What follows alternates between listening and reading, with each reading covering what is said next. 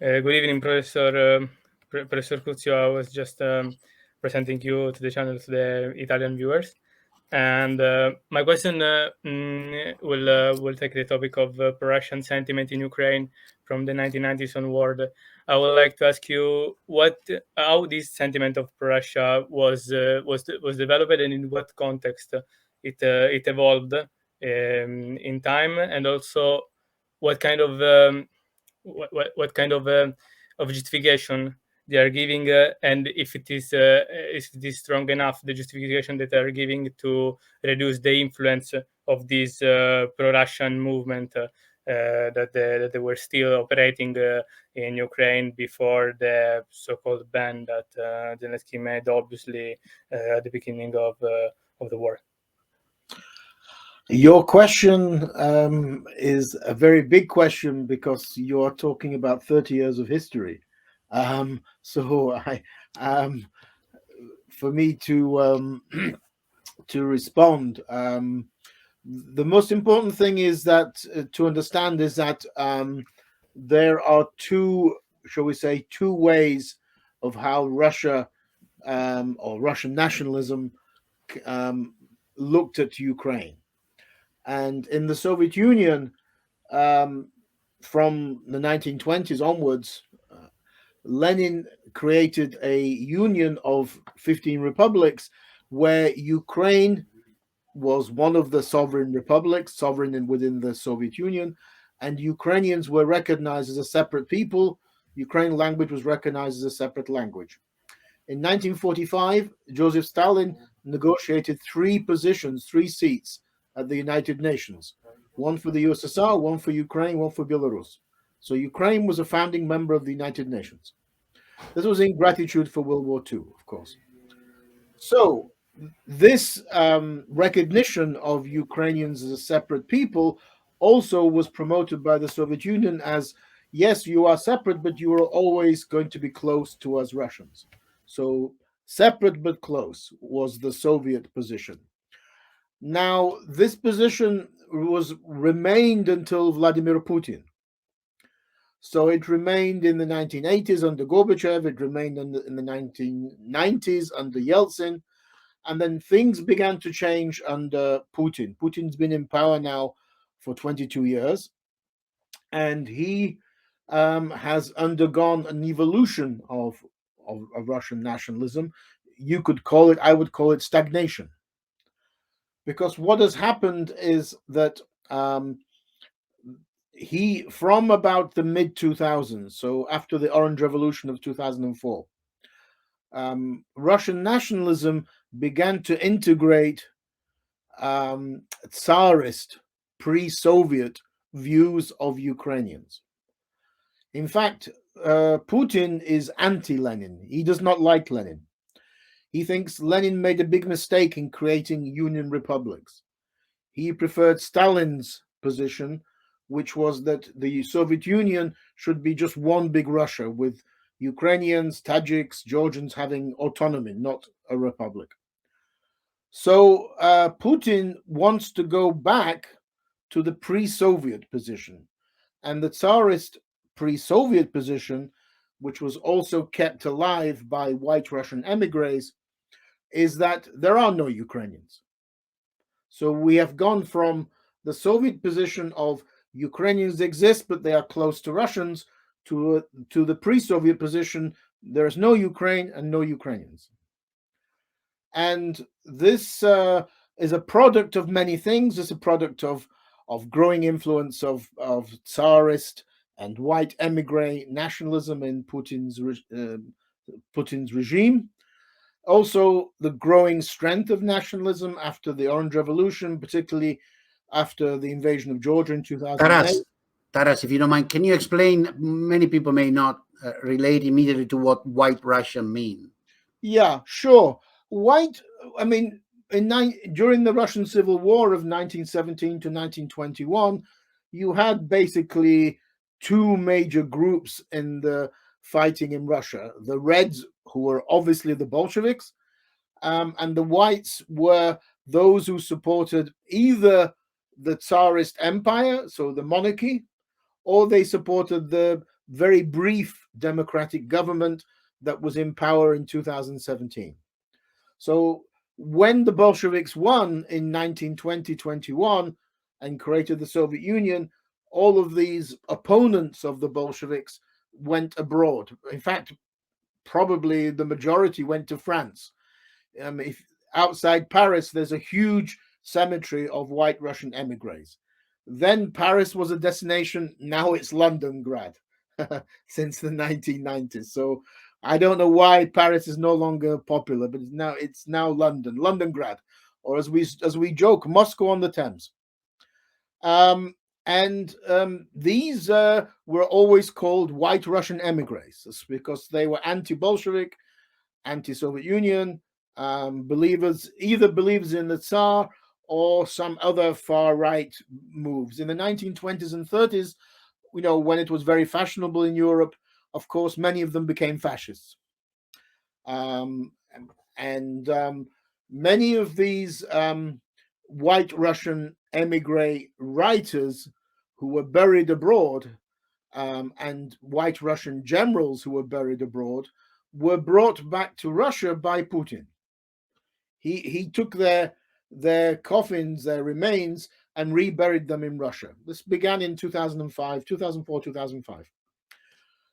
So that, of course, had a big influence because you had the return of this white Russian or Tsarist emigre views, which were, heavily Russian nationalist, very anti-Soviet. And another big factor was in 2007, 2008, the two branches of the Russian Orthodox Church united. So you had the one branch inside Russia and the emigre Russian Orthodox Church, which was white Russian. Of course, it was anti-communist. This also increased the strength of this kind of, anti-Soviet, pre-Soviet Russian nationalism inside Russia, because of course the Russian Orthodox Church is extremely nationalistic, very xenophobically anti-Western, and also believes that there is no Ukraine, there is no Ukrainian people. The evolution of and the growing influence of these these groups, of these influences, grew especially between the Orange Revolution of 2004, the Georgian invasion of 2008, and then when Putin came back as president in 2012. In 2012, when Putin came back, he came back extremely nationalistic. For example, there were massive protests against Putin in Moscow then, organized by Alexei Navalny and others. They were protesting about election fraud. And Putin, of course, because of his background, his KGB background, he always believes that these protests are organized by the CIA.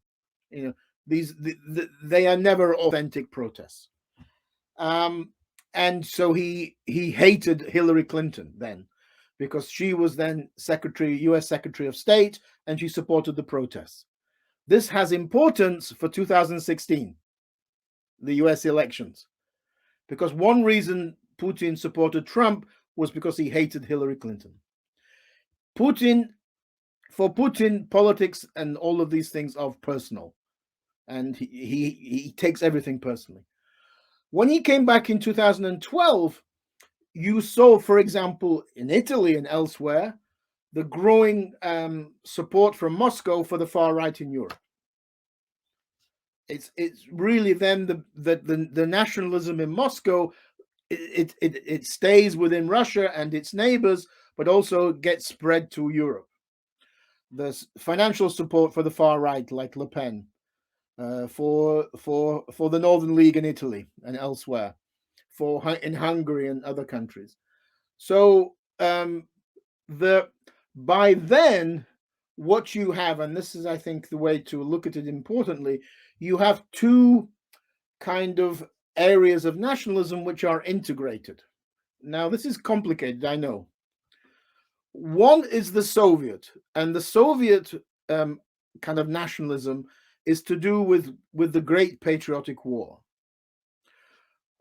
This was a cult a religious cult under in the Soviet Union, and Putin revived the commemoration of the Great Patriotic War as a new religious cult. And it was more important than, of course, 7th of November, Bolshevik Revolution.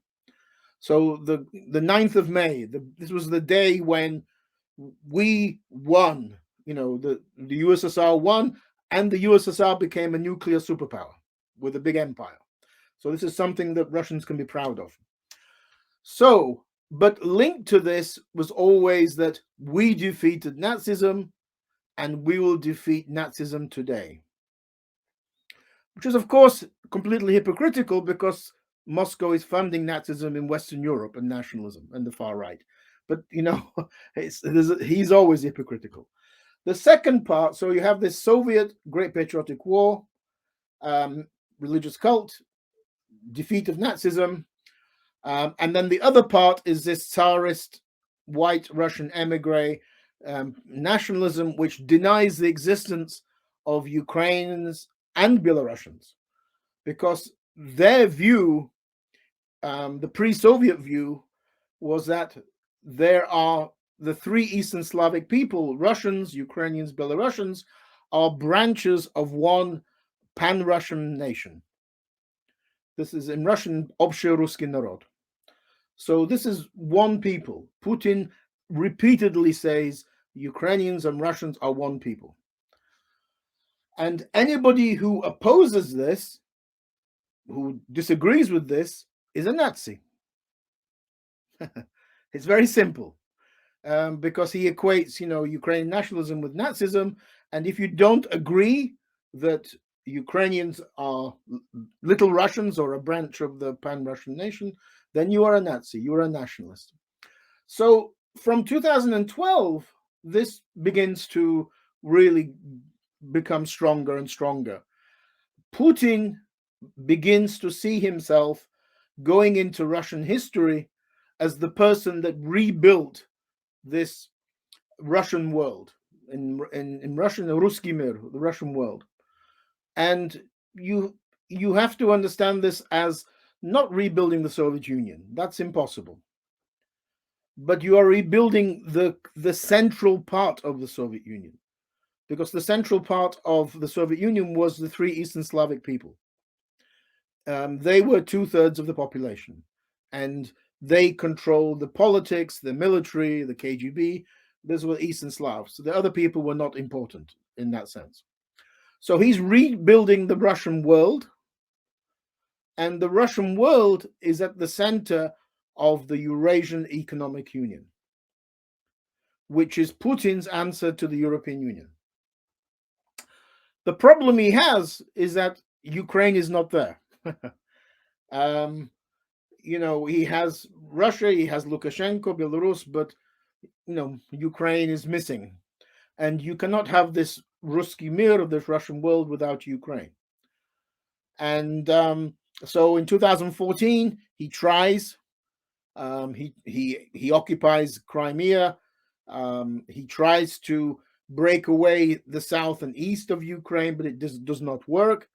It only begins to work a little bit in the Donbass, but not throughout the region. This region of south and east Ukraine, which is mainly Russian-speaking, it is 8 regions. So he succeeds in 2 of them, not in 8 of them. And then we get to 2022. So 8 years of an attempt by Putin to continue to pressure Ukraine to come and join the Russian Union by using the peace process to get Ukraine to accept Russian demands on, for example, how Ukraine would look like a federal state with neutrality, but part of the Russian sphere of influence. This failed. This 8 years of using the peace process and a kind of low-level military pressure failed, obviously. Neither President Poroshenko or President Zelensky accepted this pressure. So the new crisis begins in November of last year, and it's a completely artificial crisis. NATO is not going to invite Ukraine to join. America is not going to put missiles, was not planning to put missiles in Ukraine. And NATO-Ukrainian military cooperation has been happening since the 1990s. So there was no reason for this new crisis, except Putin got fed up of Zelensky. And what Putin was angry about in particular was that Russian influence, Russian soft power in Ukraine was becoming zero. But he has caused this. This is what, nobody is going to tell a dictator that he's making those mistakes. Everybody around Putin is going to tell him how he's so great. Not that he's making mistakes. The reason why Russian soft power has collapsed in Ukraine since 2014 is obviously because of Russian military aggression, because of Crimea. Most Ukrainian Russian speakers supported Ukraine in 2014, like they are supporting Ukraine today. If you watch videos of Ukrainian soldiers, many of them are speaking Russian. It makes no difference whether they are patriotic or not. It has no influence. So the reason why Putin invaded is extremely difficult and complicated for Western, I think, people to understand, because we are living in postmodern 21st century Europe. Putin is living in the 19th century.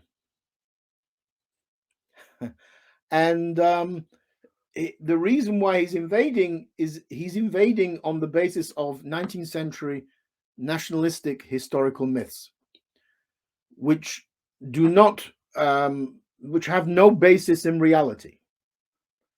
So, because he believed, and maybe he still believes, that the majority of Ukrainians are pro-Russian and they are going to welcome his troops as liberators with flowers, he believed that he would capture Kiev within 4 hours or 2 days. There were two plans. Completely misjudged the country. And I do not know any experts in Moscow, from think tanks, from academia, from politics, who understand Ukraine. Because you cannot understand a country if you have so many stereotypes, so many myths about a country. So they came to Ukraine. They believed, everybody would go, hurrah, hurrah, Russian liberators. Well, no, they greeted Russian troops with Stingers, javelins, and Turkish drones, leading to a complete massacre of Russian soldiers. The death number of Russian soldiers is bigger than Afghanistan in the Soviet, and what the Soviet Union was there in the 1980s. And it's more troops killed than America in Iraq and Afghanistan in only 5 weeks. Seven Russian generals have been killed in 5 weeks. This is simply incredible, and never mind military equipment. So they completely misjudged this because the invasion was based on these outdated historical myths that have no bearing in reality. You are invading a country. Let me stop this man. It's very entertaining and very right on the spot, and I love to listen to you, but I also need to make sure that our listeners listen to us. I was giving a massive question. I gave you a massive question, but you and I do the same job. We know when to interrupt the speaker. No, sure. Let me interrupt you just there, for example. I know Bruno wants to ask a question, and welcome, Bruno. But let me interrupt you there and then let you. Many people in the chat are saying, okay, and I tend to agree with you. Let's be clear that the motivation behind the whole Putin's thing is essentially a view of the world and a sense of power and the role of what Russia is, blah, blah, blah. So let's call it an ideology. Okay, right or wrong, justified or not, dated or not, and the background of it, your sketch, and my little knowledge I tend to convey. convene. The question is, Italians like to see always an economic greedy motivation behind that. So there are a lot of talks about the underground of Ukraine, full of this and that, gold and riches and oil and precious metals. People, you understand, the fact that some of these metals and materials are called rare has got people all convinced that rare has nothing to do with the periodic position.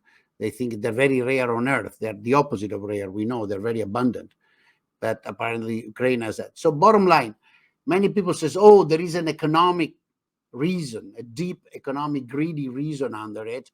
Russia wants to control Ukraine because of economic reason, and the Americans want to control Ukraine and plotted all this because of economic reason. What's your reaction? Well, I would caution the people providing questions not to repeat Kremlin propaganda that Ukraine is somehow some kind of US puppet state. This is a viewpoint that you find on the extreme left throughout Western Europe, including like Jeremy Corbyn in Britain, former leader of the Labour Party. The reasons, of course, are many. One of the major reasons is that Russians do not know where their borders are. What is Russia? If you asked 5 Russians, 10 Russians, they would give you different answers. 14, all the other republics of the former Soviet Union, for them, their borders were what they inherited from the Soviet Union. For Russia, the borders are not the republic. They can be the Russian Empire, the Soviet Union, the Russian world, Eurasia. So they don't really have a clear idea of what their borders are. And that's important because that means that they can say, well, Ukraine's Russian, as opposed to saying it's a foreign country. They don't treat it as a foreign country. The reason for this is because in the Soviet Union, Russia and the USSR were the same. That's how the Soviet Union was created. In Moscow, there were no institutions for the Russian Communist Republic. There was no Russian Communist Party, no Russian Communist Youth League, no Russian Academy of Sciences, unlike in, say, Ukraine or Georgia or elsewhere. So Russia and the USSR were the same. And so that means that Russia never declared independence from the Soviet Union. So that's one thing. The second thing is Russians always, even under Yeltsin, always believed that Eurasia was their right to have a sphere of influence. So they kind of looked like they agreed with the kind of the American position in the Cold War, looking at Latin America, that Eurasia is an area that they have a right to be a dominant sphere of influence. And these other countries are not really proper countries, and they should agree to be part of Russia's sphere of influence. That has consequences. It means that Russia is opposed to these countries in Eurasia joining the EU, joining NATO, and inviting UN peacekeepers. These are not allowed. Russia should do all of those things. But of course, the only way I would see this as economic is that for Putin's mindset, because Ukraine was such an important part of the Soviet economy, he believes that the way to help Russia revive itself as a great power, which is, that's his higher ideology. Russia should be a great power and respected by the United States. That would be easier if Ukraine was part of this Russian world, because in the Soviet Union, Ukraine had a very big military industrial complex. It was something like 40% of the economy. And the Ukraine had, for example, the biggest factory in the world producing nuclear weapons. It had about 50,000 people working there. So Putin has said many times that, if you combine the Ukrainian economy and Russian economy, this would be a powerhouse. This would help Russia to revive. itself at the center of this new Eurasian civilization, and then we can, take on the West. Then we can show the West who's the real power here, because Russia sees itself, this Eurasian civilization, as independent of both China to the east and the West, as well. And Ukraine is important from that. Food, I guess, food as well, because Ukraine has always been a major food producer, and every invader of Ukraine, from Tsars, from Nazis, from Stalin, has always believed that that's an important economic resource. Ukraine is, I think, the third biggest wheat exporter in the world, the first biggest exporter of sunflower oil in the world. So those are probably factors as well. And Ukrainian ports are important on the Black Sea coast. So those could be socio-economic positions, but they are part of these other demands, sphere of influence and definition of what is Russia. How do you define Russia? And that certainly includes Ukraine.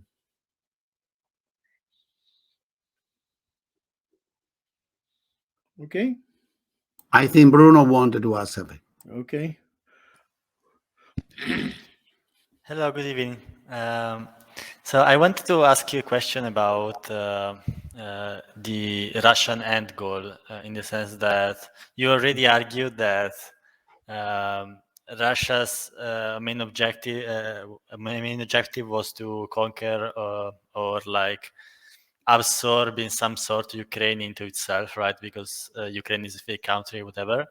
But then in the battlefield, I guess that they are kind of realizing that this is not possible, or at least it will take a very long time and it's very costly. So I wanted to ask you, do you think that they will reassess their goals? They will try for something different? Maybe they want to just split Ukraine in two, or just limit themselves to the Donbass. I also wanted to add like a corollary question. Do you think that in this all of Ukraine, also Western Ukraine is included? Because I've heard a lot of arguments about the fact that, for example, Lviv is not really Ukraine, is Poland, so then Poland should get it or whatever. Thanks. Yeah, thank you. Just the last part of your question. Russian nationalists never saw West Ukraine as part of this Russian world. And the reason for that was that West Ukraine was never part of the Russian Empire. It was part of the Austro-Hungarian Empire. And so Russian nationalists see Ukraine as three parts: Crimea, so-called New Russia, which is east and south, and then Little Russia, which is Kiev and central Ukraine. West Ukraine is not something they want to include. They see it as too influenced by Europe, by Polish influence, and too nationalistic.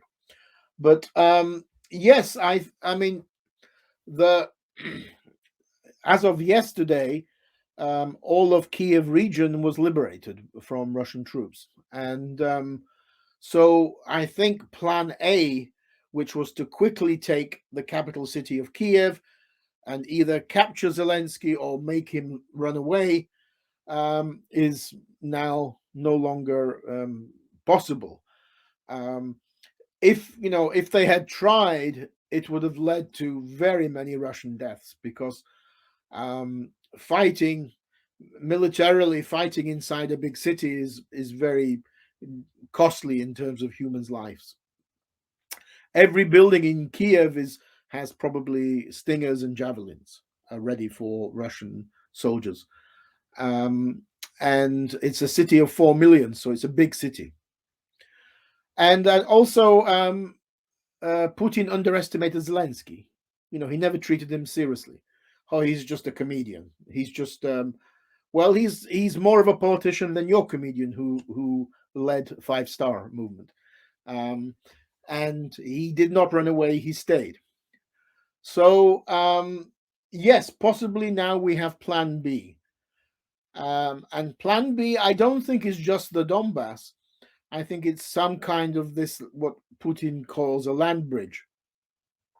from the Russian border, from Donbass Russian border, going down to Crimea, sort of along the south and east. So kind of like New Russia, which is why maybe the reason why Mariupol was destroyed. It was 90% destroyed by Putin, because this is the key area. It's near the Russian border, and then from Mariupol you go westwards to Crimea. Possibly that could be the new strategy. You hear many rumors that Putin needs to show some kind of victory by the 9th of May. Because again, the 9th of May is this annual religious cult of celebration of the Great Patriotic War. And he has to show something that he's been victorious. So I think the strategy of having too many fronts, too many military fronts, has failed. So he's going to maybe concentrate on one or two areas. But he's he's lost a lot of troops and a lot of equipment. So of course he doesn't care. He doesn't care about the human lives, the lives of conscripts. He doesn't care that they have died in large numbers. But nevertheless, this information is getting back to Russia, and this will increase opposition to Putin amongst people whose sons will not come home.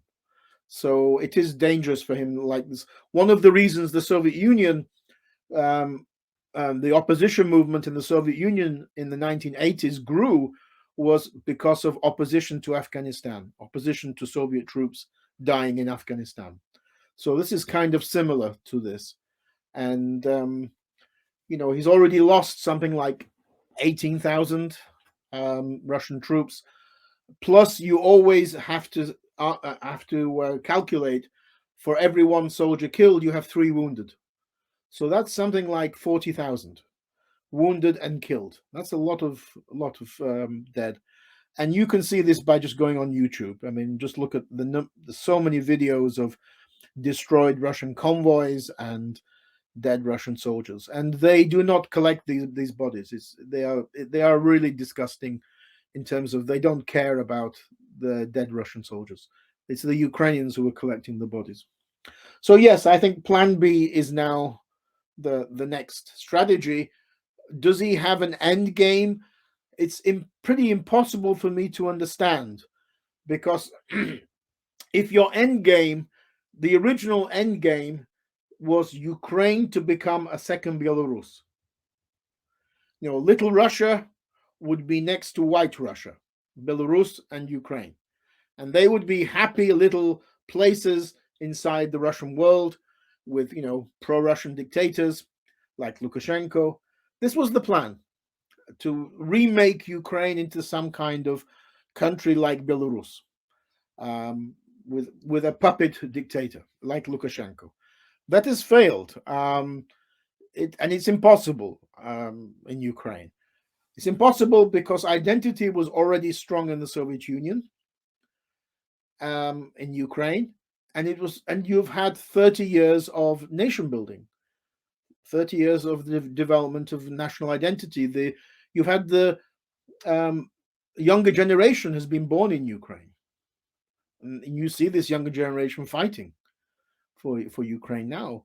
So I don't know, Putin is living in a dream world that he thinks that he can achieve this, because it's impossible to achieve, and therefore it's difficult for me to answer what's his end game, because his end game is impossible. I have a very brief second question. So Zelensky and Ukrainians are saying, okay, you need to help us, because if you don't, then Russia will win, and after us there will be someone else. So do you think that Putin's plan is to invade Poland, Baltic states, or Kazakhstan, or it will just, okay, we will take whatever we want or we like to take from Ukraine, then we will stop there?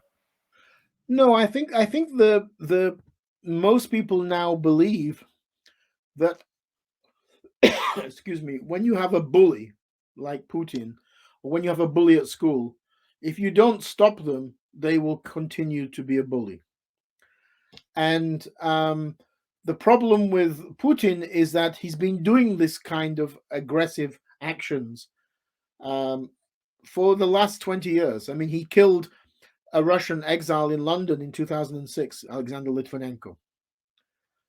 So this is nothing new that he's been doing. But after the invasion of Georgia in 2008, there were no Western sanctions against Russia.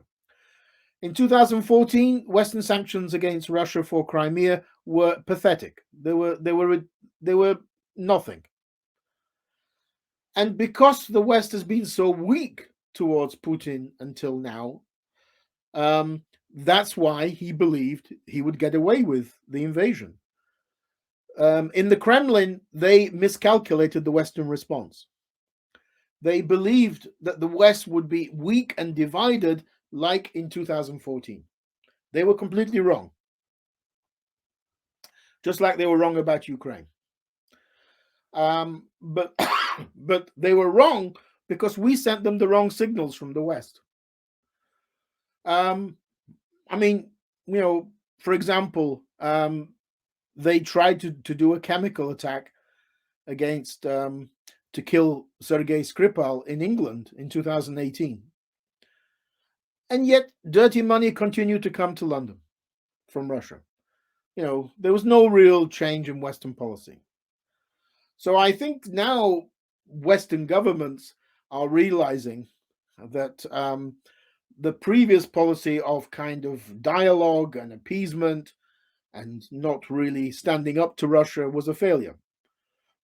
Germany is still confused. I mean, although Germany has changed in the last month, but it's still, I think, it doesn't feel comfortable in being tough in sending weapons. But now you have something like 30 countries, 30 including neutral countries like Switzerland, Luxembourg, Sweden, are sending weapons to Ukraine. This has never happened any time in history. 30 countries. So it's not just NATO countries. It's a far bigger number of people. Why are they doing it? I've already mentioned. Firstly, because they believe the previous policy of not standing up to Putin was a mistake. Secondly, they do believe that if you don't stop him in Ukraine, then the next potential target is the 3 Baltic states. 2 of those, Estonia and Latvia, have bigger Russian-speaking populations than Ukraine. And they are more divided. The Russian speakers in Ukraine are not so divided from Ukrainian speakers. In Estonia and Latvia, the divisions are greater. And they are small. They don't have Ukraine has a big army.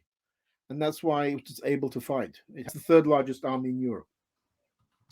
So that's the second question. And and I think we also are afraid that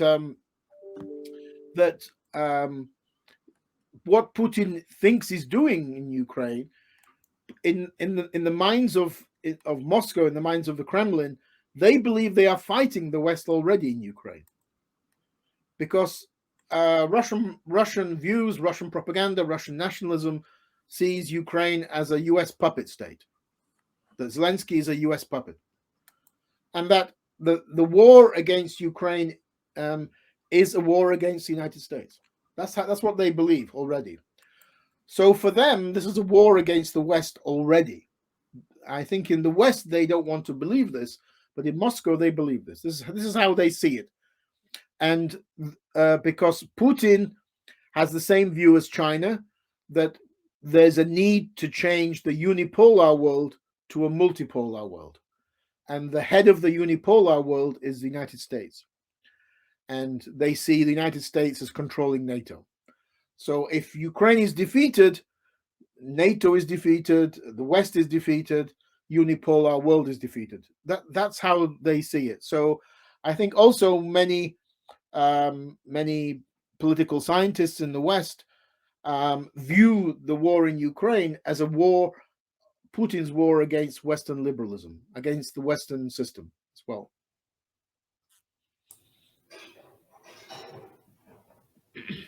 Nick, I think Nick has a question. Let me ask a technical thing. Taras, we would be happy to have you for as long as you want. So in order to calibrate also questions that are coming from the chat and the people in the audience, how much time further do you have available? I'm okay. I mean, it's the evening, so it's fine. It's fine. Okay, wonderful. Then let's get going. So Odie, to the people in the chat, hold on a second. After Nick, I will collect some of the questions that are being asked on the various channels and convey them to Taras for answers. All right. Yep, I guess a glass of water is quite appropriate. Gin and tonic.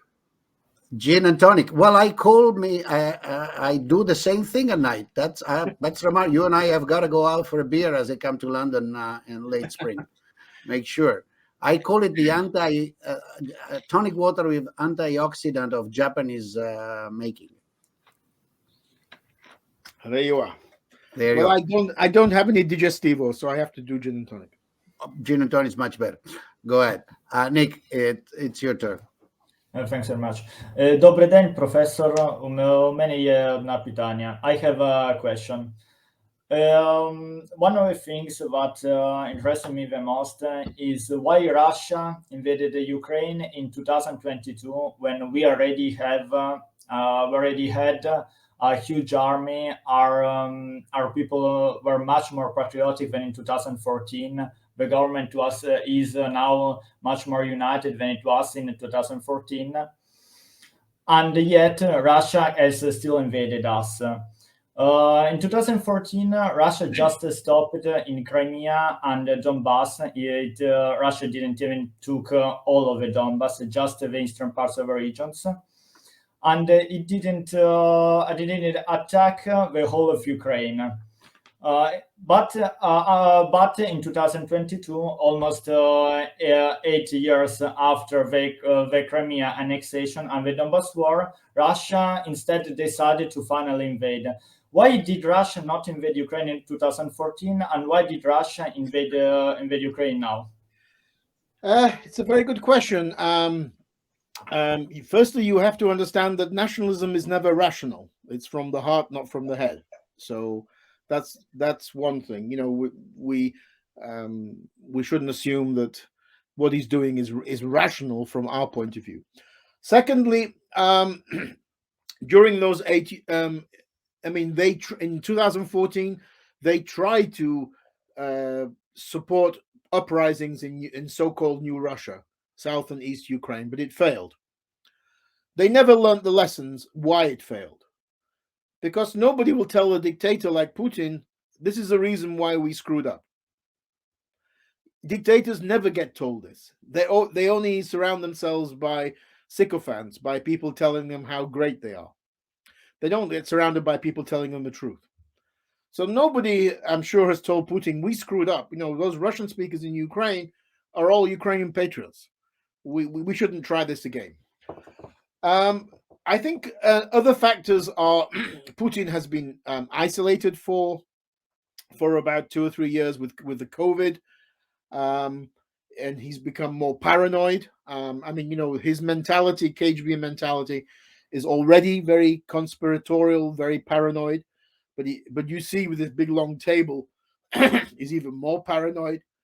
And that table is not just because of COVID. It's because he fears assassination. He fears, you know, he's paranoid about the people around him. There are rumors he has cancer, thyroid cancer, which is you can survive from thyroid cancer. But another rumor is lung cancer, which you cannot usually survive from. So we don't know. We know that doctors have visited him, and his face looks different. He no longer rides horses with no shirts on. He's got a fatter face, and he doesn't look as healthier as he was, you know, the big macho Putin.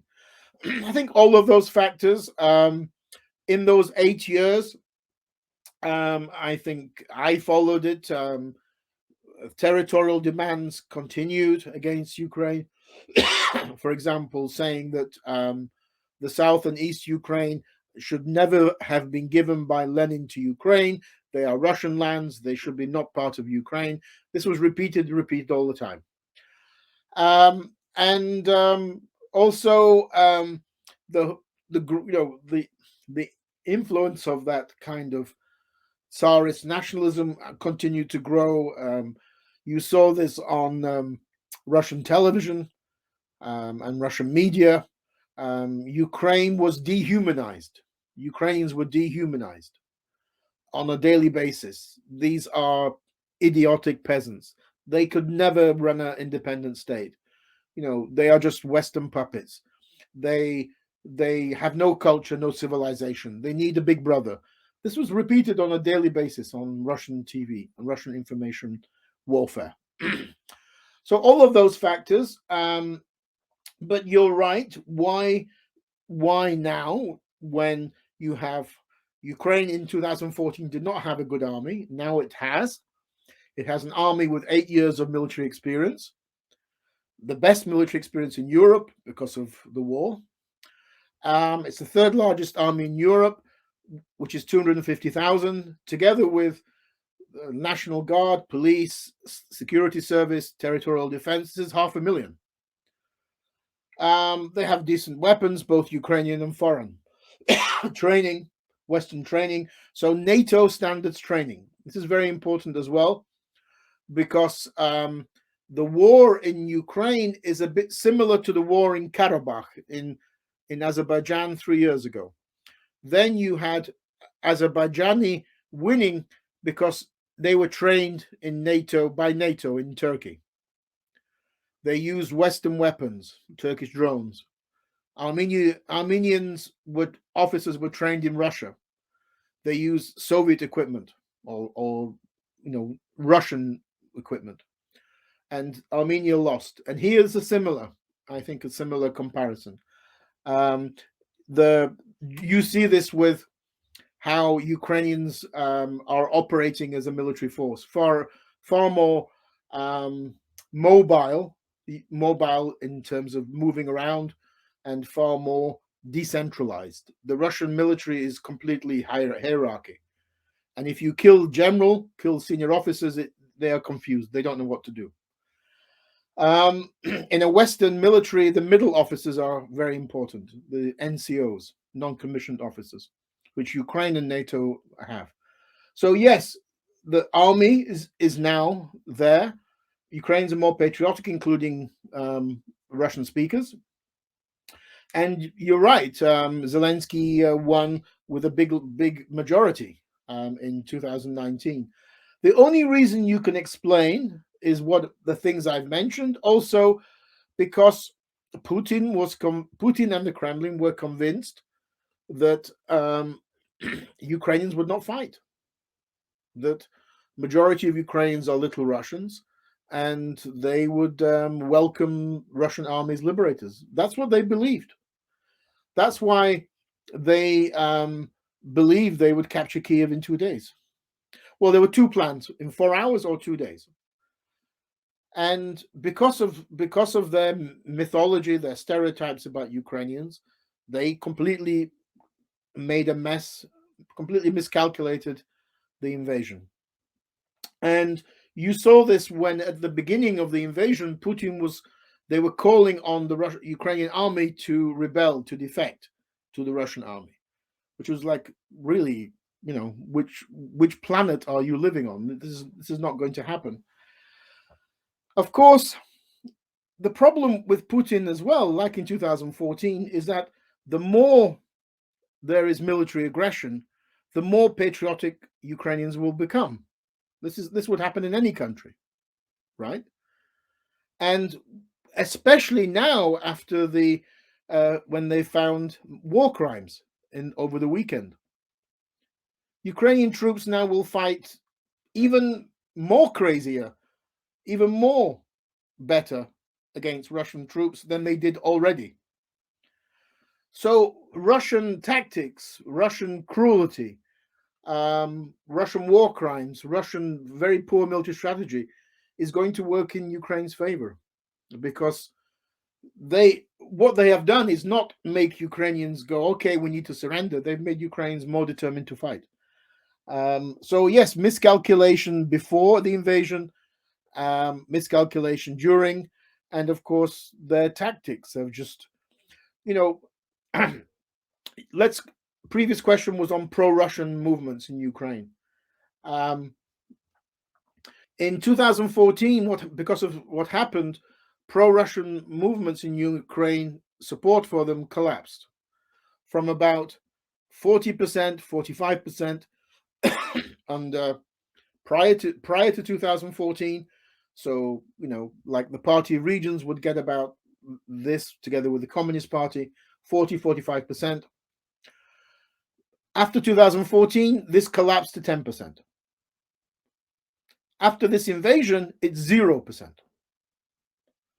There will be no pro-Russian support in Ukraine at all, especially, as I say, after these war crimes have been found. Every Russian speaker in Ukraine now will be Ukrainian nationalist. Everyone. They will hate Russia for decades. For decades. Because of what they have done in Mariupol, Kharkiv, Chernihiv, war crimes, raping of women from the age of 10. This is what has been found. Looting, just destruction for no reason of civilian targets. The hatred of Russia now will be, worse than what the French hated the Germans for decades. So Putin has miscalculated before the invasion, and he's completely miscalculated now. Putin will not go into Russian history as the unifier of the Russian world. He will go into history as the disunifier of the Russian world. This is the final divorce between Ukrainians and Russians. It's finished. And another question. Before starting the invasion, before 2022, Russia stressed the importance of the so-called Minsk agreements, which then Ukrainian President Petro Poroshenko signed. What I want to ask is why?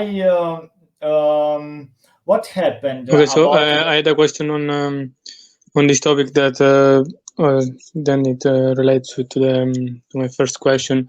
I was asking. We discussed about how the the assimilationist sentiment developed in Russia, but my question was more on the why some eastern regions in Ukraine developed this type of Russian sentiment that we had different live in here in this channel, where we understand actually how much was widespread this type of Russian sentiment in some eastern region.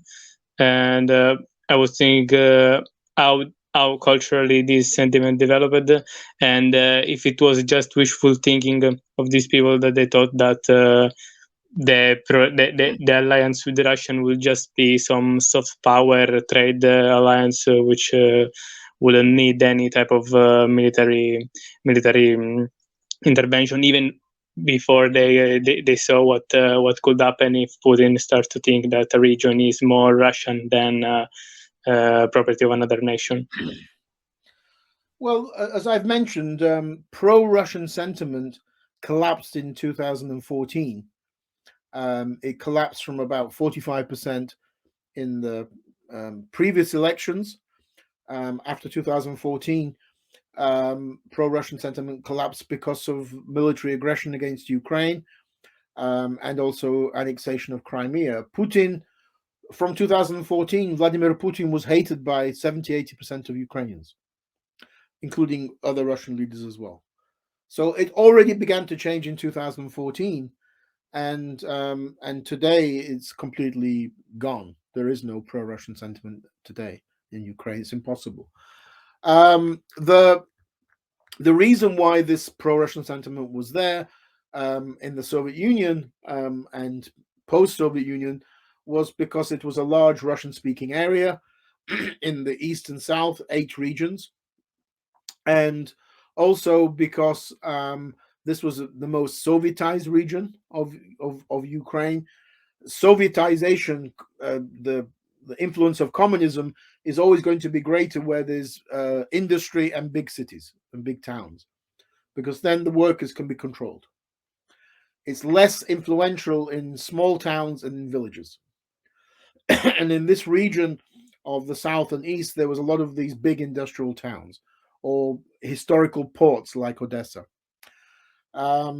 So that was the reason why there was a pro-Russian sentiment, but it wasn't, pro-Russian sentiment, we have to be careful. It's not pro-Russian sentiment in the sense we want to be part of Russia. They want to be independent inside Ukraine, but have a good relationship with Russia. So positive relations. They were not anti-Russian, but they never said we were going to separate from Ukraine and join Russia. The separatism was only popular in Crimea, but even there it was never a majority. It was like 40%. And there was always Crimean Tatars who were pro-Ukrainian in Crimea. So there was pro-Russian separatism, but also Crimean Tatars and Ukrainians. It was not all Russian. The Russian population of Crimea was about 65%. And I never saw a single opinion poll which showed a majority for separation. But yes, there was separatism. So this pro-Russian or Russian-speaking sentiment was in favor of good relations with Russia, but also keeping an independent Ukraine. This all began to change in 2014, because when you have a war and you have bloodshed, when you have a conflict, you cannot sit on two chairs. You cannot sit on the fence. You have to decide, are you for Russia or are you for Ukraine? And if you were for Russia, then you supported Crimea, then separating, or in the Donbass, as you say, in a small part of the Donbass. Those separatist regions were about 40% of the Donbass.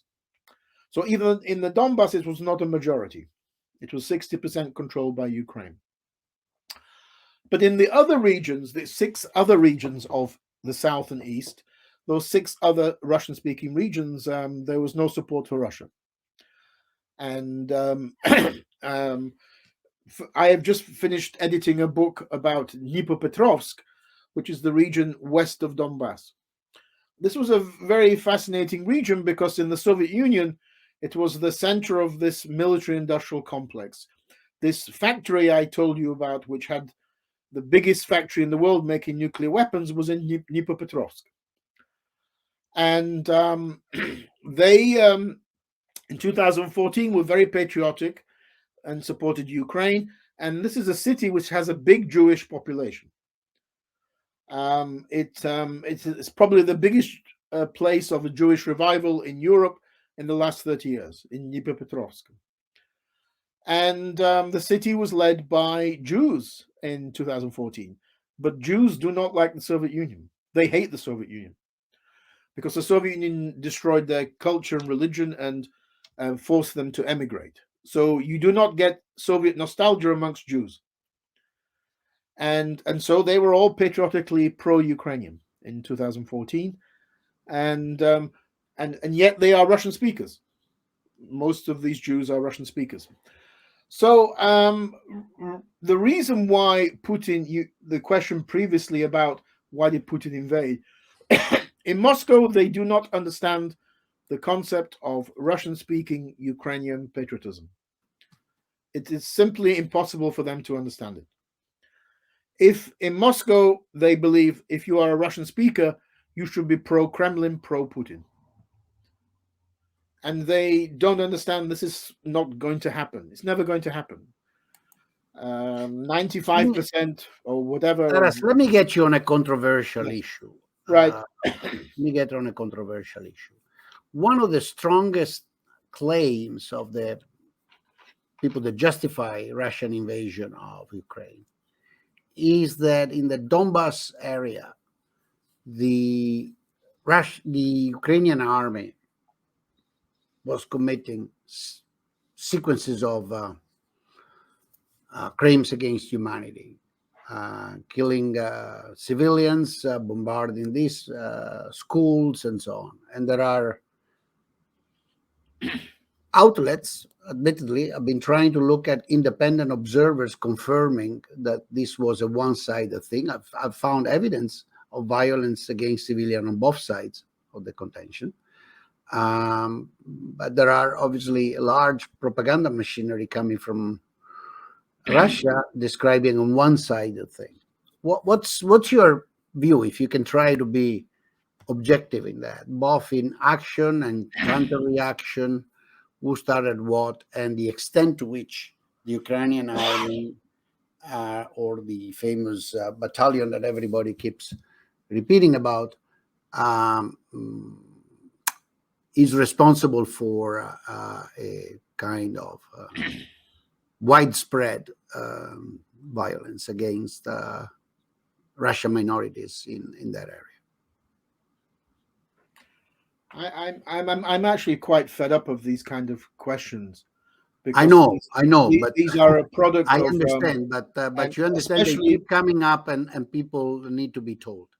Well, it's because your state TV is promoting Kremlin disinformation propaganda in Italy on these questions. Many Ukrainians complain about Italian state television fanning this.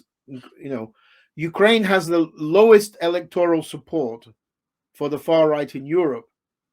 And it's a joke when Italians, French, Germans complain about the far right in Ukraine. They should look at their own countries. The biggest levels of anti-Semitism in Europe are in France and Germany. This is a fact. I'm not making this up. The far right in Ukraine never wins votes in elections. Never. And if the far right was so popular in Ukraine, why did the majority of Ukrainians, 70%, vote for a Jewish guy? I somehow don't believe a Jewish person would get elected in France or Germany, to be quite honest. But he was elected in Ukraine, and he's now a Ukrainian hero for every Ukrainian. So I think we have to differentiate between how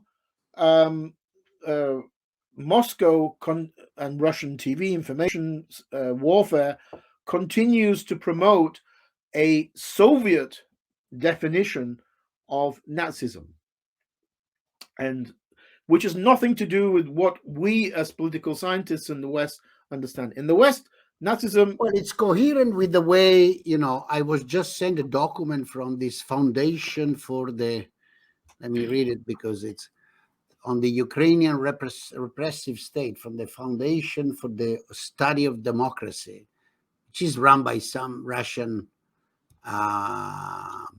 congressman. And, it's signed, it makes a lot of very heavy statement. It proves very little, but it's exactly the propaganda that goes around. That's why, I'm asking for some way of debunking this. That's the work we do, right? You understand that in order to debunk... The Russian position is the same as the Soviet position, which is that Nazism or nationalists, far right, are defined as anybody, and I mean anybody, who is not supporting Ukraine as part of the Russian world, part of the Russian sphere of influence. If you supported the Orange Revolution, if you supported the Euromaidan Revolution, you are a fascist in the eyes of Moscow. You are a Nazi. If you have Ukrainian national identity, you are a Nazi. If you support the Russian view that Ukrainians are little Russians, that they should be like Belarus, then you're not a Nazi. You're okay. So you need to differentiate between this very Soviet definition and what we in the West understand as the far right. The crimes against humanity that took place in the Donbass in 2014 are quite minuscule. Academic studies have found this quite minuscule compared to what you would normally find in those kind of conflicts, where there would be far more, shall we say, just extrajudicial executions. Yeah, there's obviously a civil war in place, a civil war that the Russians have No, it's not a started. civil war. This is again Kremlin disinformation. There's no civil war. This is Russian intervention. The term civil war is a term used in Moscow to disguise their involvement in this war. Yeah, I understand that, and this is and I understand why you take this position, but to the extent that there is an external, we called civil war the Italian resistance, given that we are getting close to the celebration of April 25th, that now many pro-Putin people in Italy are using as an instrument of propaganda against Ukrainian. And people that are objective, and I have an old uncle and a father that were partisans, so I'm definitely involved, recognize it was a civil war. There was a minority of Italians decided with the external invader, the Nazi, the Germans, and there was another part that took arms together with the support of the Allied forces that did most of the job, one has to say, and fought against. Now, the Ukrainians don't have the Allied forces. They are forced to do alone. But one cannot eliminate the fact that there are. It doesn't matter if they are 1% or 5%. I'm going to have to, and I'm going to have to. I'm fed up of your questions and you're doing. So I'm going to have to. Don't get fed up. Don't get fed up. It's a friendly question. I'm going to answer this, and I'm fed up of this Kremlin propaganda. Take a look at how Mariupol has been destroyed 90%. That is Nazism. That is Nazism. Yes. We have been. So why are you bringing up 2014? Why are you not asking me about Mariupol today? Because it's 40 days that I stay up day and night supporting the Ukrainian, documenting Mariupol. Don't worry about it. People that are listening to you know that perfectly where I stand, with whom I stand, and what I fight. So why are you asking me about 2014? Because I want to fight the Putin support and the Russian lies in Italy. And I need your help. You will not be successful in combating people who have views that will never change. I don't believe that these are people that we could have a rational debate with and they will change their views. I've given up a long time ago trying to debate with these pro-Russian people. They are believing everything they read from Sputnik or I don't know, whatever they watch, Russia Today, and they are not going to change. So why should we waste our time on them? But even if they're not changing, then there are other people that just sees their views and nobody actually saying something about it, and then more and more people will join their ranks. This is what we need to stop. We need to stop the spread of disinformation. As you understand, I tell you what's the most important thing here. Italy is the second country in Europe in terms of the amount of oil and gas it imports from Russia. Germany's first and Italy second. Italy and Germany are funding Russia's military machine, which is committing war crimes in Ukraine. That's what we should be talking about. Exactly. But hold on. Hold your horses and think as a political scientist you are. If you're fighting the battle, and if you know that in order to fight the battle and win the war, you have to last long enough to break the Russian economy, given that there is a strategic choice that might be changed, and I hope it does change, on part of NATO and the part of the United States, not to intervene directly. We know perfectly that if there was a way to get NATO to intervene directly just from the air, things will tilt around, and this might be over soon, okay? But we know that that's a low probability. What we do know is that if we have to fight the Russian aggression toward Ukraine, which is an aggression toward Europe, and I agree with you, I deeply agree with you,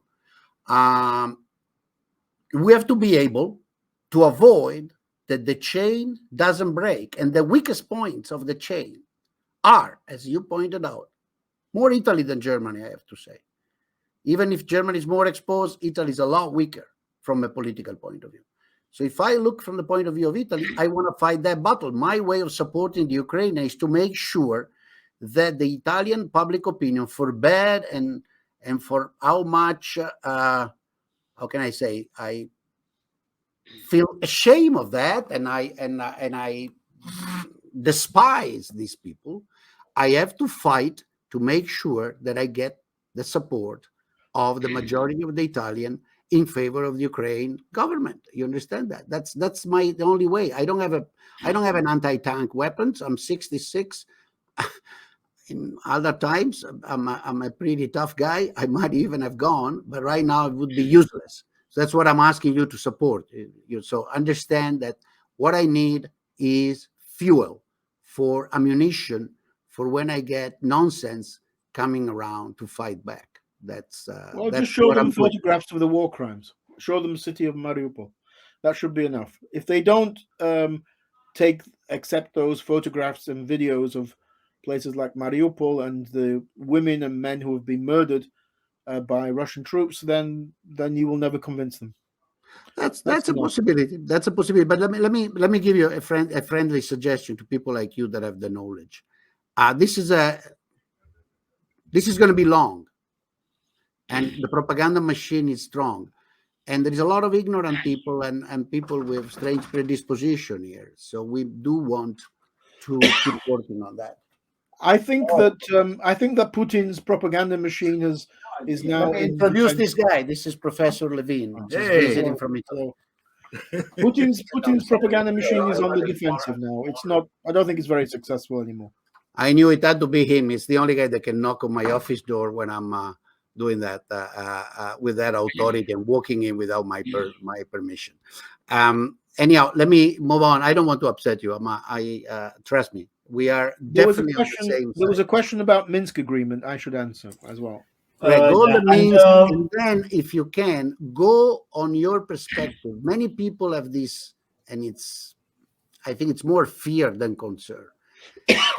Have this view that this is a first step in the domino, and then there is the follow-up, Moldavia and the Baltic and so on. So go also on that part after the Minsk agreement. Well, of course, the biggest danger is the Baltic states, because I've mentioned that in Estonia and Latvia there is large Russian-speaking populations. Estonia 30%, Latvia 40%, and what Putin would like to do is to show that NATO is not a serious organization. And the way he can do that, he thinks, is by testing NATO in the Baltic states, maybe. So that is the potential danger, yes. The thing is, we will never know. I mean, nobody expected, or very few people expected, Putin to invade Ukraine. So when people say now, oh, he won't invade the Baltic states, well, can we be sure?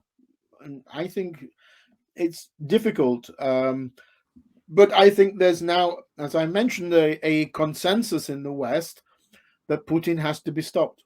That we were wrong for 15, 20 years to allow him to get away with so much, and we should have stopped him before. And now we have to stop him in Ukraine. So I think that is a majority viewpoint. And I don't think that Putin's propaganda machine is as powerful as it used to be, because it can't really be successful when you have all these images coming out. I mean, when I'm driving around, even for example Britain, there are Ukrainian flags everywhere in Britain. The level of public support for Ukraine in the West is the highest it's ever been. So I think it's pretty impossible for Putin to have major influence in terms of his propaganda machine. How is it possible for the Kremlin to successfully promote the idea it's okay to invade, it's okay to destroy cities, it's okay to create the biggest refugee crisis since World War II, and to kill civilians and commit war crimes? I think Putin's propaganda machine cannot be successful there. So I'm not so worried about it. And you know, when questions come up about Ukrainian Nazis or Ukrainian nationalists, I just find this so funny when it comes from Italy, Germany, and France, where you have the biggest far right movements in Europe. No, you understand. We agree. You have no idea. You don't know me, man. And but Salvini's now wearing a Ukrainian shirt. You don't know me. You don't know how I treat Salvini. But don't worry about. Salvini's pro-Ukrainian now, right? He's a populist. Pro-Ukrainian the same way I'm pro-Jesus Christ. Forget about. Of course, he's a populist. Just so a he fucking liar. Moves with the wind. I know. Salvini is just a fucking liar. He's actually not even. He hasn't even come that close to even condemn Putin. One thing that you have to observe: he hasn't mentioned the last name of the Russian dictator once since the thing started. And his reaction yesterday to the election of re-election of Orban has been to come out right on top, right away, with a big picture of him shaking hands and congratulating his friend. As we say in England, why would you bite the hand that feeds you? Exactly. So but you have to understand, it's a big fight. You're talking to people that in Italy represent a minority position because we're neither fascist nor communist. It's, from London, it's difficult to understand. I'm not crying, don't worry. It's just I work too much. It's difficult to understand. Italy is really the weak part of the chain. There's no doubt about it. That's why it makes it difficult. But anyhow, let's go on. So that's your view on the long run. Minsk probably you didn't address, or did you? The Minsk agreement was always a problem that the West and Ukraine had a different view to Russia as to the steps you take, which steps you take first. Look, your average. If you can read the screen, this is your average Italian coward. Mm-hmm. Forget about the fact that he doesn't know how to write in English. It's give up. Okay. Well, you understand? Yeah. Sure. The problem with Minsk was that Zelensky is a centrist, so he was ready when he was elected in 2019. He was very willing to do a compromise to reach a peace agreement. But the peace agreement for former KGB officers like Putin is a dirty word. He wants you to surrender, to capitulate, to put your hands up, like this last person recommends. And no Ukrainian president will do this. I mean, they will never put their hands up. Even though for Zelensky now it's extremely difficult because he's seeing all this destruction by Russia taking place. So the Minsk agreement did not get Russia what it wanted. And what Russia wanted was to use the Minsk agreement to bring Ukraine back to the Russian sphere of influence. And Ukraine said, sure, we'll have a peace agreement, but we decide where we go for foreign policy. We decide about our territorial integrity. The other main problem, I think, which prevented the Minsk agreement working was Crimea. Crimea's occupation has always been popular in Russia. In the last 8 years, it's been supported by 86% of Russians, including members of the opposition. Alexei Navalny supports the annexation of Crimea. So in Ukraine, it's the opposite. 80% of Ukrainians do not support it. So how do you do a compromise when 80% are angry about the occupation and 86% support the occupation? It's very difficult to do a compromise. And Russia has always said that the Minsk agreement does not apply to Crimea, only to Donbass. So for Russia, Crimea is a completed subject. There's no negotiation for Crimea. But Crimea is not recognized by any Western country as part of Russia. So, but it's recognized by the Regione Veneto, led by a drunk buddy of Salvini. So Russia got fed up with the Minsk agreement getting nowhere. So it moved to threats, sanctions, ultimatums in November, December, and then military invasion in February. Sorry, can I intervene also to reply to my professor Michele Boldrin regarding the so-called Ukrainian civil war. Well, it's not a civil war, and on the collaboration. So Nick had a question, and I don't know why he cannot speak. If you want to write on the chat, I will read out loud, Nick. No, I can hear him. I can hear We him. can hear him. I can hear him. It's okay. Okay, perfect. Okay, so I just wanted to do an intervention regarding the Russian propaganda, which always says that the Donbas war is a civil war. Well, actually, the first so-called Donetsk People's Republic ministers were all Russian citizens, like at example Alexander Borodai, and the first troops who occupied both Donetsk and then the Ukrainian city of Slavyansk were all Russians, which were led by Igor Strelkov. Also, these troops led by Igor Strelkov actually murdered Ukrainian civilians. In Slavyansk, they murdered some Pentecostals, and they even expelled the Gypsy population from Slavyansk. Not only, the majority of the troops, there are lots of reports about it, the vast majority of the troops of the so-called DPR and LPR were all or Russians or even irregular Russian formations known also as Don and Kuban Cossacks, which are just like thugs of the Putin's army.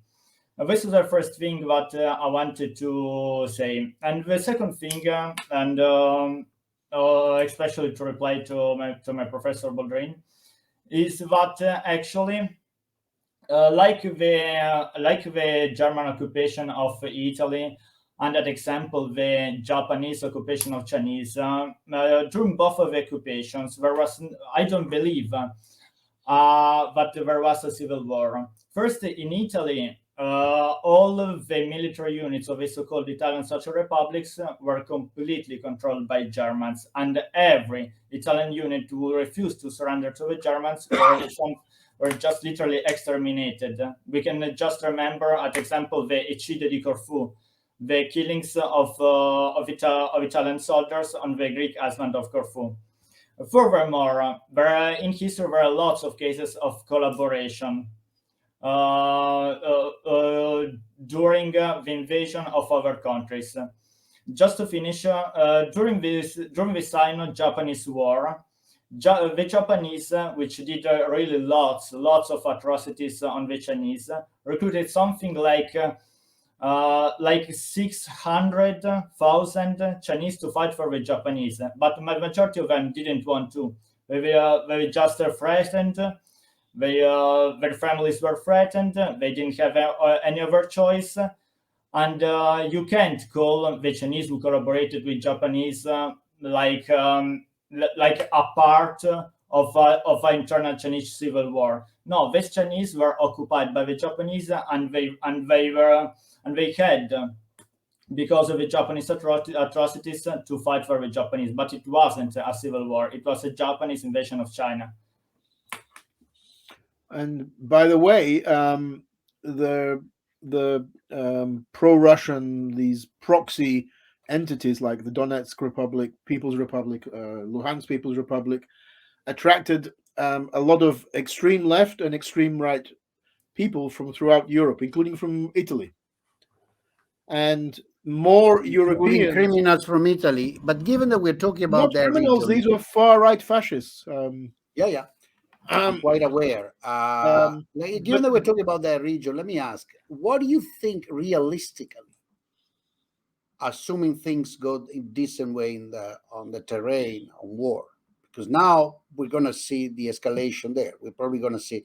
But if you have an opinion about Odessa, please say.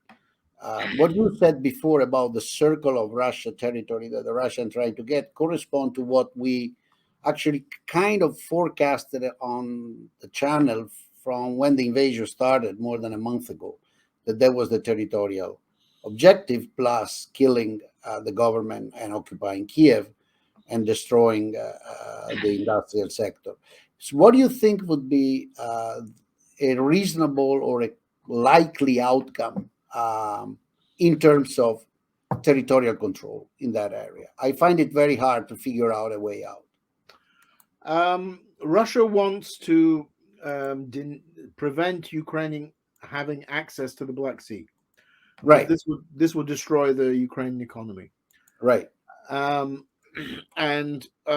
so hence why the battle for this southeast area around Mariupol and west of Mariupol has become so important. Yes.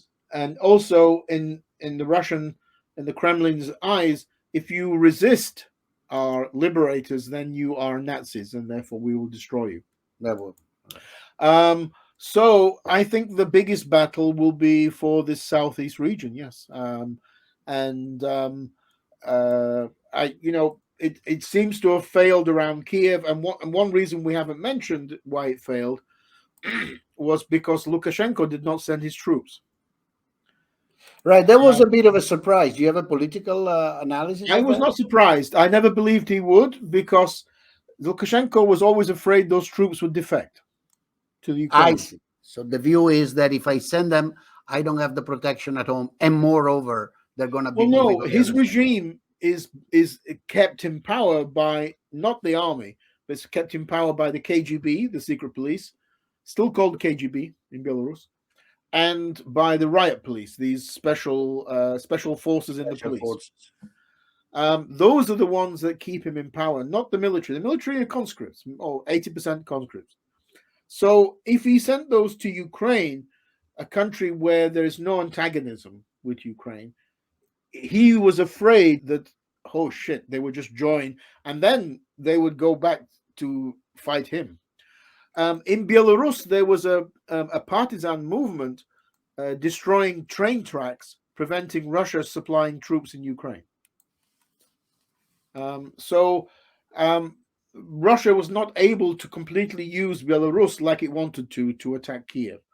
So I think that yes, the big battle will be the southeast. I think they have missed the opportunity to even take Odessa, because if you attack from the sea, I'm not a military person, but when military people talk about this, and they say if you attack from the sea, the Russian losses will be huge. Yesterday, a Russian Black Sea vessel which was firing missiles at Odessa was destroyed by Ukrainian missiles. Oh, so yesterday there was another one?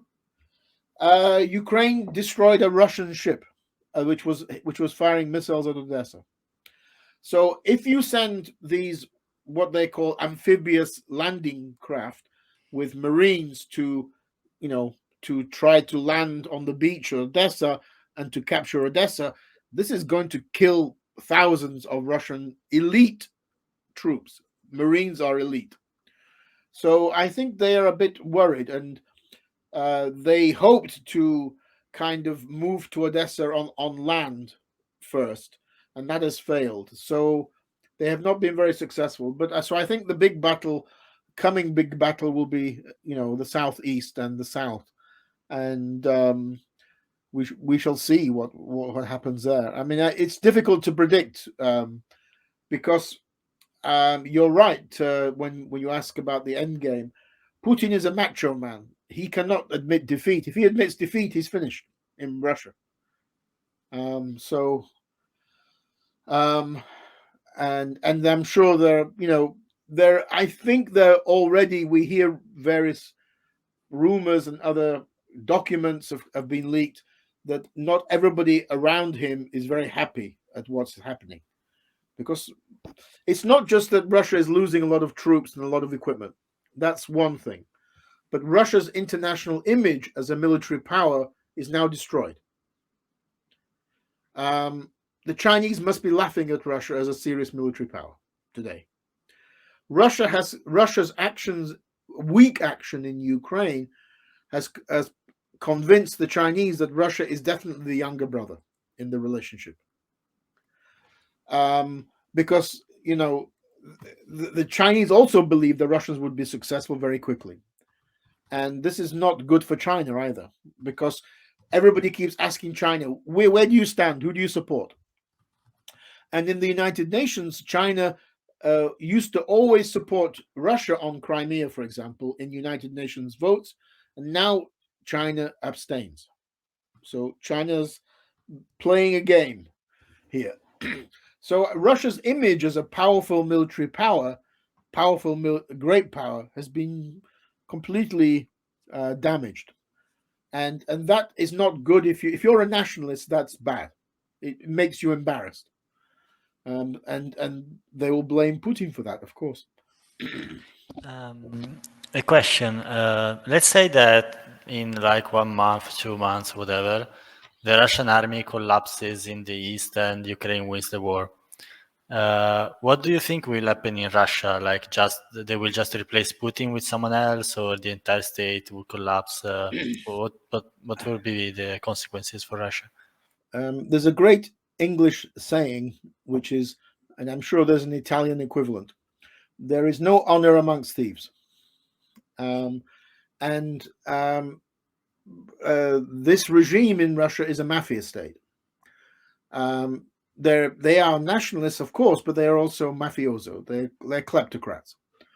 So if something like this, what you're saying, happens, where, for example, large numbers of Russian soldiers are captured, like Stalingrad, something like this, and it becomes very embarrassing, or their losses become too high, and Russian soldiers do not want to fight. I mean, you have already many examples of Russian soldiers defecting or just leaving their equipment. The joke in Ukraine is that Ukraine today has more tanks than when the war started. Why? Because it's captured them from Russia. Russian soldiers just leave the tank and walk away. So if that kind of, shall we say, maybe not, collapse of everything, but slow collapse of different units begins to happen, then I think it would become very serious for Putin, yes, in Moscow, because then his image would be shown to be weak, and that would lead to maybe potential coup d'etat in Moscow, in the Kremlin. It would also encourage street opposition, of course, as well. Although I'm not a big optimist about a kind of a street revolution in Russia. It's extremely difficult to have the kind of revolution you had in Ukraine, the Orange Revolution, Euromaidan. It's very difficult to have that in an authoritarian state. You saw that in Belarus 3 years ago, and you see this in Russia. It's very difficult when the state is a dictatorship to have a street revolution. But when the power at the center is weakened because of what you're saying, then that will lead to more people thinking, this is the opportunity to do it. This is now the opportunity to become more opposition. And do you think that this reasoning, like that the government will become weaker and whatever, and so that there's a possibility for more opposition, could also, like, this reasoning made by ethnic minorities like Chechens, Dagestani, Tatars? I don't think that is the ethnic side is going to be a major problem, because these are quite small groups, and none of these Russian minorities really border Western countries. They all border the Caucasus, or they're in Siberia or somewhere. So they're not really. I don't think that so much is a threat to Russia. But Russia is a big country which could, if the center, it could go back to what it was like in the 1990s, a very disorganized and chaotic state. This is where the danger would be, I think. And the worry would be that somebody around Putin, and there's already talk about this, that he's concerned that this could happen, that somebody around Putin would say, this is disastrous. This path, what we're doing, is disastrous. We're losing too many equipment. We're losing too many soldiers. This is not good for our image. We need to stop. And I think when you start having these arguments in the top elite, we haven't talked about how this would be impacted as well by sanctions. sanctions experts say that the impact of sanction takes time, so not straight away, so 2, 3, 4 months. So in 2 or 3, 4, if you have a situation where the Russian army is not being successful, its casualty in 3 months, its casualty rate is 60,000, not 18. The economy is collapsing, finances are collapsing. Then all of that could create problems for Putin. I think that until the invasion, I believed that Putin was going to be president for life, because he changed the constitution. Well, there are two other aspects here, given that we're going on the military. One is this, it's unclear if intentional or unintentional release of documents that says they want to get the religious celebration on May 9th to be, right? That kind of set a deadline for them. Well, he has to he has to deliver something. Yes, he has to show or to pretend that there's some success. And there's only two possible ways, because I don't think it's going to be Odessa or Kiev. So the two possible ways would be to capture all of Donbass. Prior to the invasion, Russia controlled 40%. So to capture all of Donbass, that could be potentially difficult, because Ukraine's best troops are in Donbass. Or secondly, sort of to annex this area of the southeast around Mariupol, and this area along the Black Sea. They need to close the connection there. Yes. And I think that Ukrainians will increase their counterattacks there, particularly in Kherson. So we know that there are elements that we can provide, even without direct intervention, to tilt the balance. What are your views of the British, maybe for internal electoral reason, but Johnson, not that I have a big appreciation of Johnson, but he's certainly a skillful politician. He sees the wind, he's trying to use it. Well, let's use it. À la guerre cum à la guerre.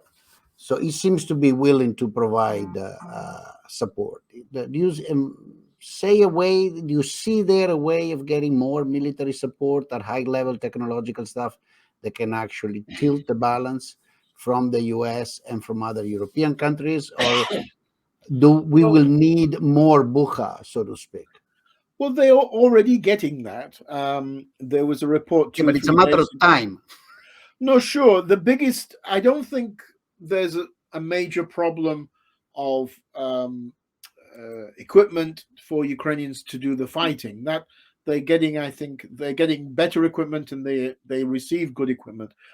The biggest problem is, of course, the missiles fired into Ukraine from Belarus and Russia, which are fired at civilian buildings or at oil refineries or infrastructure. This is destructive, and it's just, it has these are not military targets. So, and they kill civilians, they create more refugees. So that is where the West has not really helped so much in providing weapons that can bring down those missiles, because that is very sophisticated equipment. I mean, they are talking about bringing this. I think it's the SAM 300. I think it's called, from Slovakia, but that I haven't heard when that's going to happen. But those missiles are my biggest concern being fired, and Russia has fired 1,400 missiles into Ukraine. It's good that some of those, or I don't know what percentage, but maybe a decent sized percentage, have failed. They have not worked because of widespread corruption in the Russian army. This is, by the way, we haven't talked about this, but one of the factors why the Russian army is doing so badly is because of massive corruption. The Ukrainian soldiers are surprised at how badly Russian soldiers are treated. They have posted photographs of food rations given to soldiers which are 7 years out of date, and medical kits from 1978. Sometimes this big Russian equipment gets stuck in muddy fields because they've used cheap Chinese tires.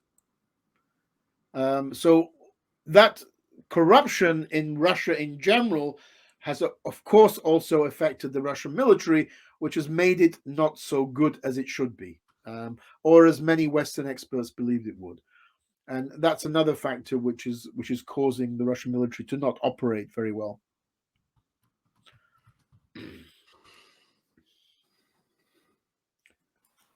Well, I have plenty of questions, especially from the chat, but I don't know if Nick, Bruno, and Dario want to add something. Otherwise, given that I'm following the chat and making notes, I tend to monopolize, and I don't want. I wanted to make a question. Are there any crazy questions in the chat, or are there any normal questions? No. Some people are very concerned about nukes, but I already said I'm not going to talk about nuclear war because it's nonsense. You have no idea. The main question was about the follow-up, and you answer.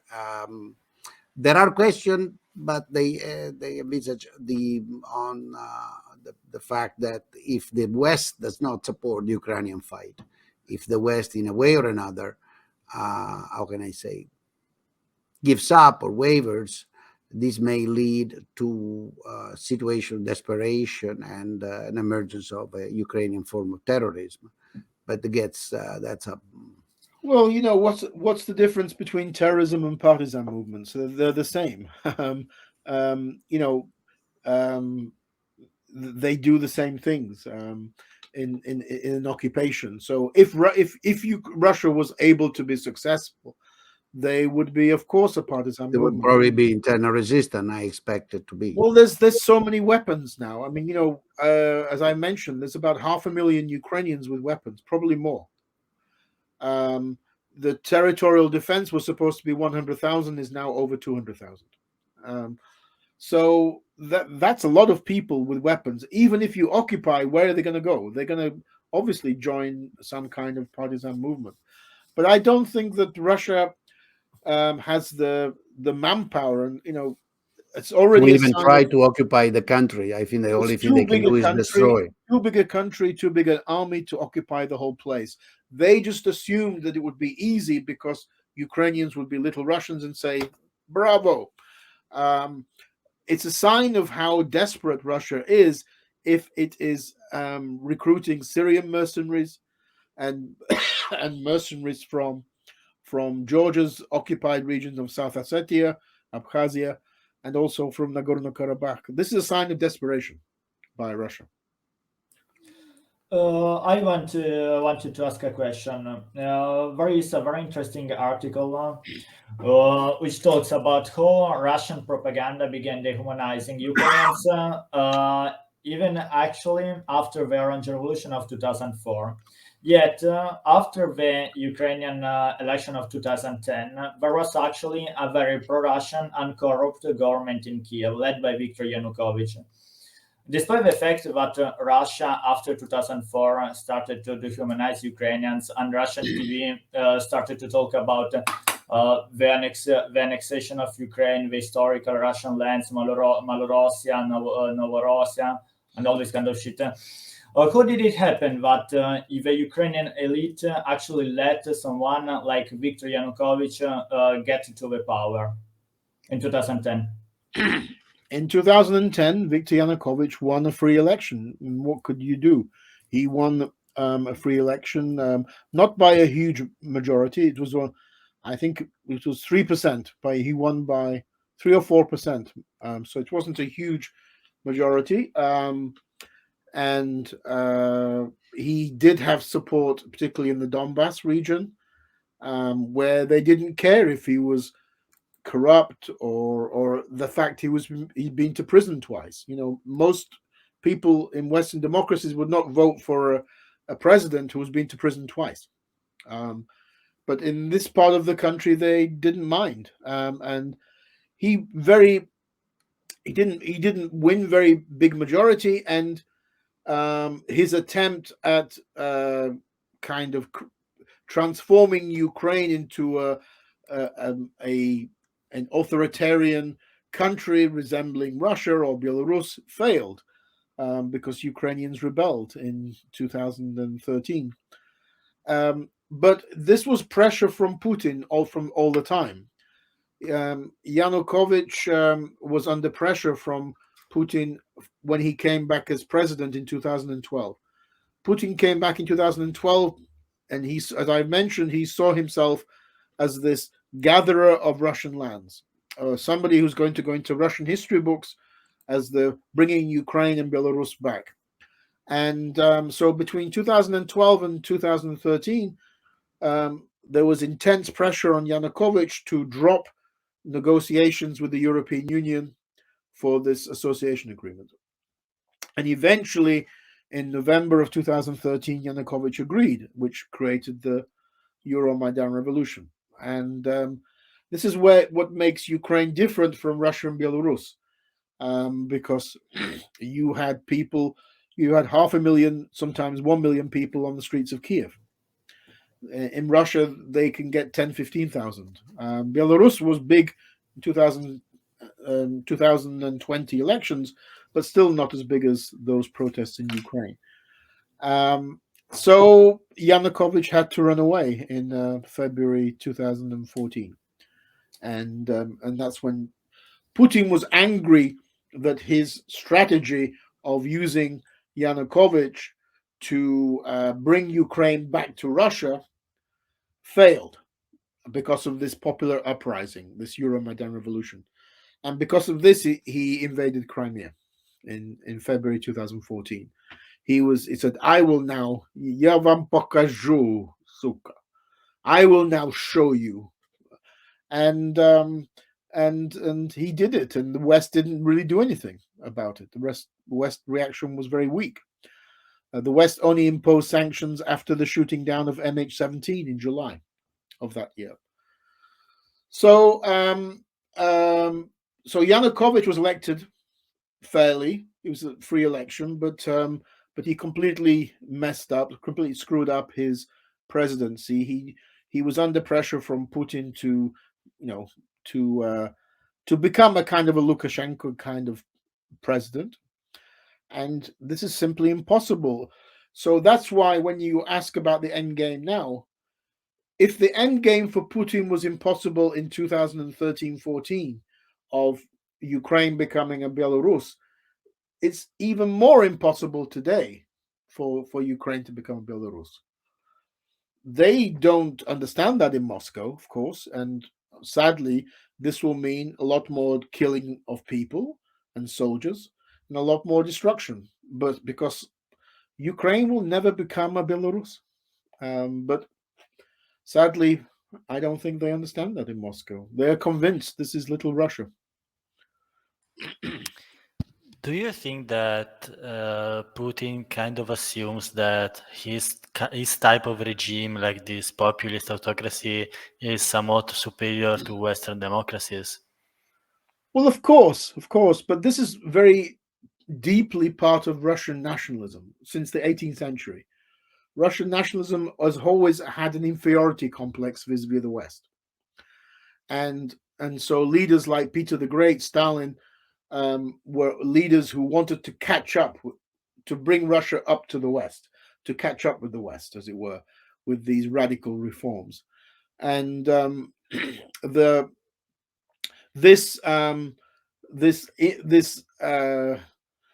by this inferiority complex, the way they deal with it is by saying we are superior. And this is something which is attractive to Western populist nationalists like Salvini and like Le Pen.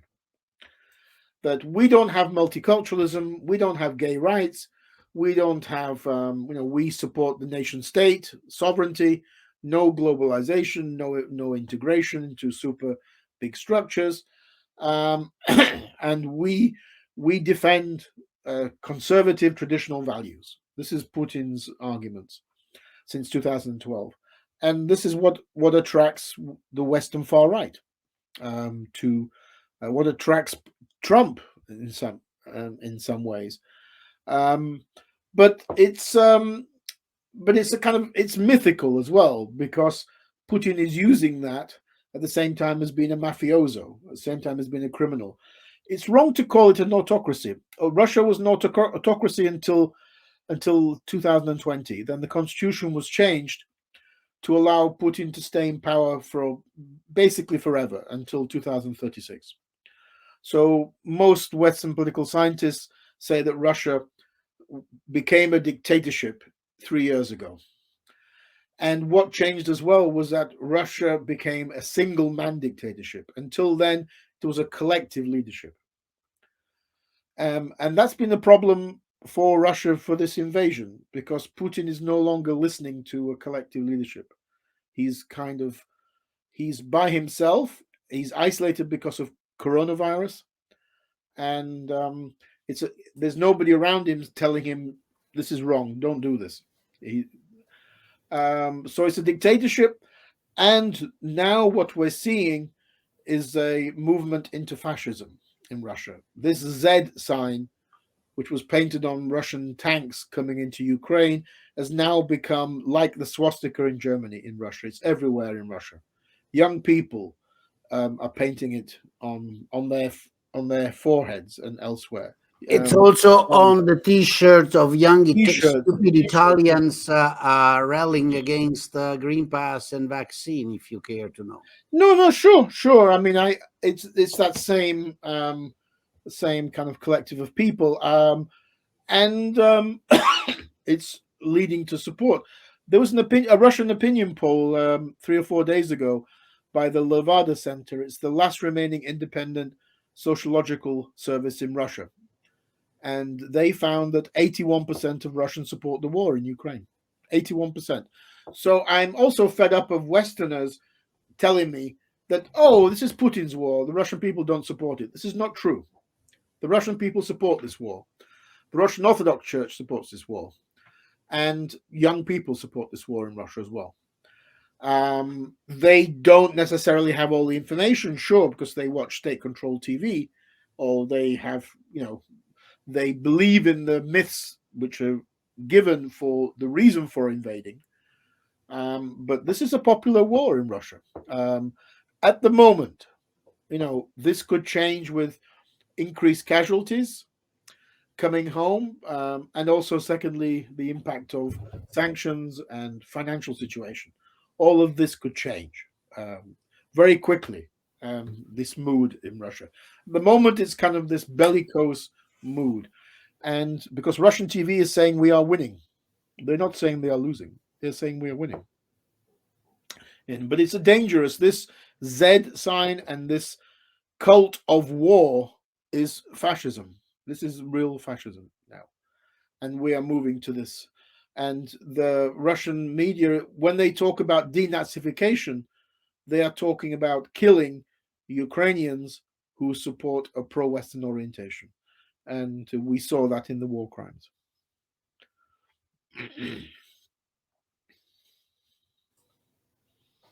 And I wanted to ask you just a brief question. What do you think of Vladislav Surkov, and what kind of influence did he had on Vladimir Putin's politics? Well, he was very influential on his politics from the Orange Revolution up until 2 years ago, and he developed many of the important ideological positions of the Putin regime, such as sovereign democracy, as it was called, the Russian world, aspects of Russian soft power, attitudes to Ukraine, kind of negative attitudes to Ukraine. So he was successful in developing what in Russia is called this political technology, which is sometimes translated as political consultants, but it's not the same thing. This is political technology, is political consultancies who only do dark things, who only do negative, attacks. They don't do positive. It's all dirty tricks. This is what political technologists do. And he was the king of this political technologies, of creating this kind of fake, fake opposition parties in Russia, which were like Zhirinovsky's party. This was a fake nationalist party, and other parties. So he was, of course, influential. I'm sure probably he is still doing stuff, but he's no longer the chief advisor. He was also very influential in the Donbass in creating this kind of official structures in the Donetsk People's Republic and Luhansk People's Republic, transforming this kind of disorganized separatists into an organized pro-Russian little state. So can we finish at 10 o'clock? Well, my 10 o'clock, your 11 o'clock. As you feel, really. I mean, we are extremely grateful. I know perfectly 2 hours of this is taxing. So whenever you feel 10 o'clock, let's set a date at 10 o'clock. Well, my 10 o'clock, your 11 o'clock, yeah. Yeah. So quickly, should Georgia take advantage, like we have seen Nanga try to get some territory back? Chances of that? Well, this is already happening to some degree throughout the region. That Russia's position is weakened generally. Russia's image as a strong military power has been very badly damaged, and all these Western experts on the Russian military were predicting, like in Moscow, that Ukraine would capitulate in 2 days. Now they all got it wrong, because they kind of believed in this mighty, powerful Russian army, not taking into account disorganization, corruption, lack of morale, and just no determination really to fight.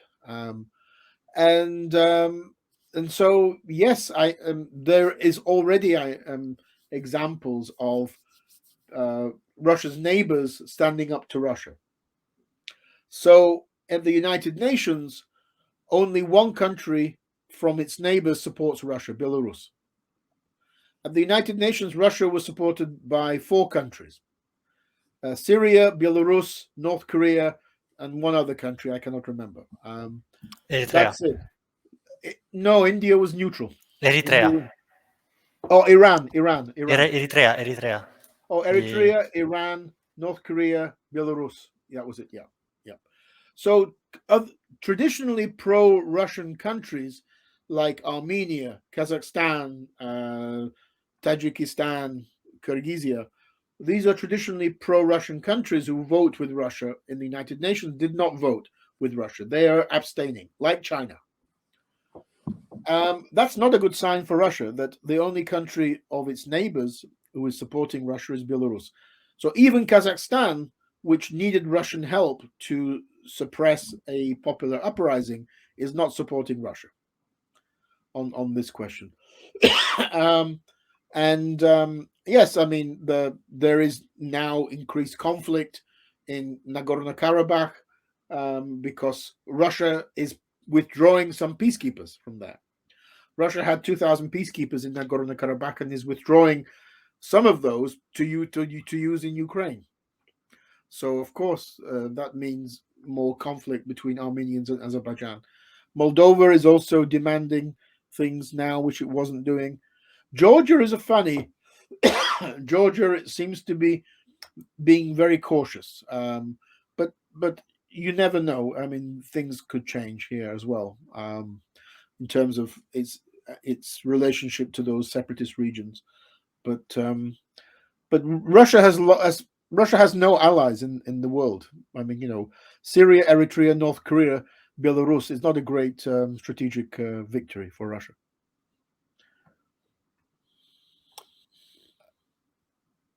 Well, I'm stopping because I don't want to be interfering, but too much.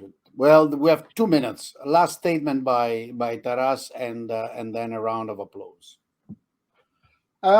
Russia has, Putin and the Kremlin miscalculated in 3 ways on this.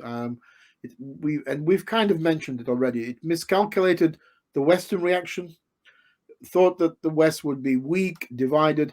Russia is like China. It believes the West is in decline, is in spiritual decline. It's the dominance of the Western world is now coming to an end, and that the West will not really be strong enough and powerful enough to this. This is partly our own fault because we have in the past imposed weak sanctions, and also because we've taken a lot of dirty Russian money in the West. And that for people in Moscow, this means that, when you talk about human rights, you're not really being serious because you really like our dirty money. So they completely miscalculated on the Western response. And just to give an example of Germany, Germany completely has changed. Now Germany is going to be the third largest military spender in the world. Germany cancelled Nord Stream 2. Germany supported removing Russia from SWIFT. And Germany is sending weapons to Ukraine. They miscalculated with Ukraine completely because of their 19th century mythology that these are all little Russians waiting to be liberated. This was never true, but this is what they believed. And they never learned the lessons of 2014, their failure in the south and east of Ukraine.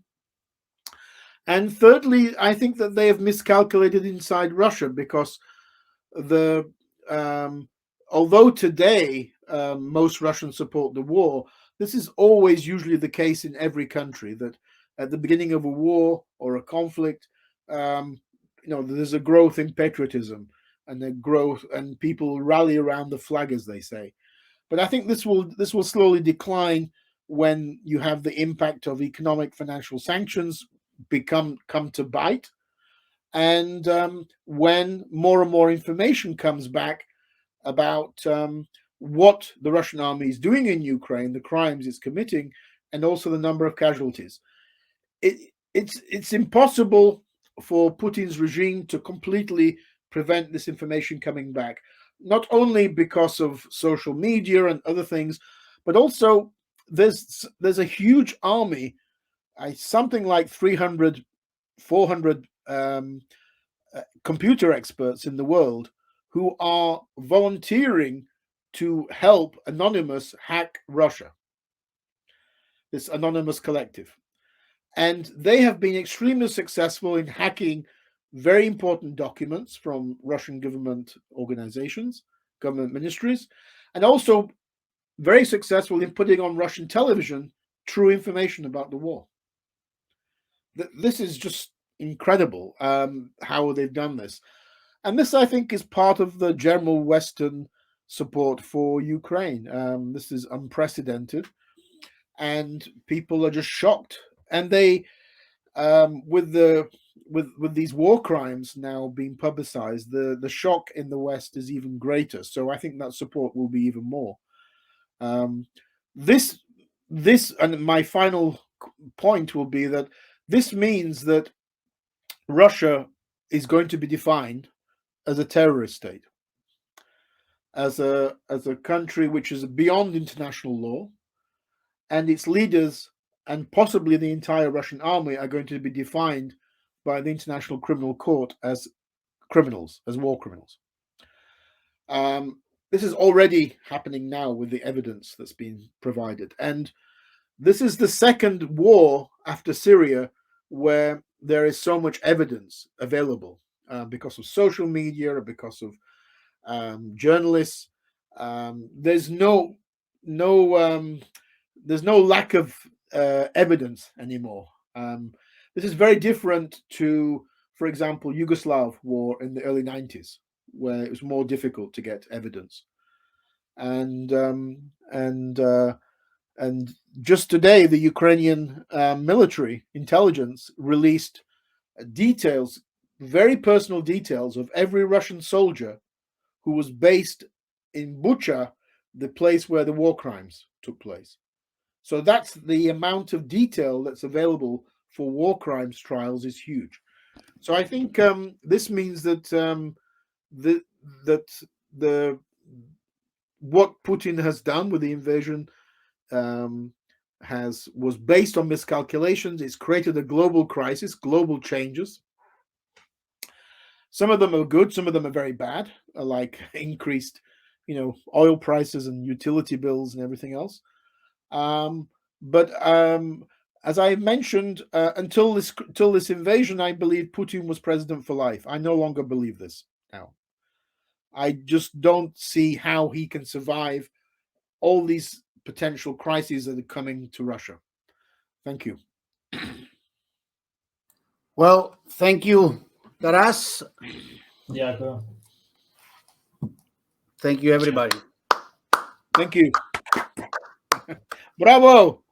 And as we say this occasion, but you say better than me, Nick, so you go ahead. What? Nick, Yes. you're about to say something. No, nothing.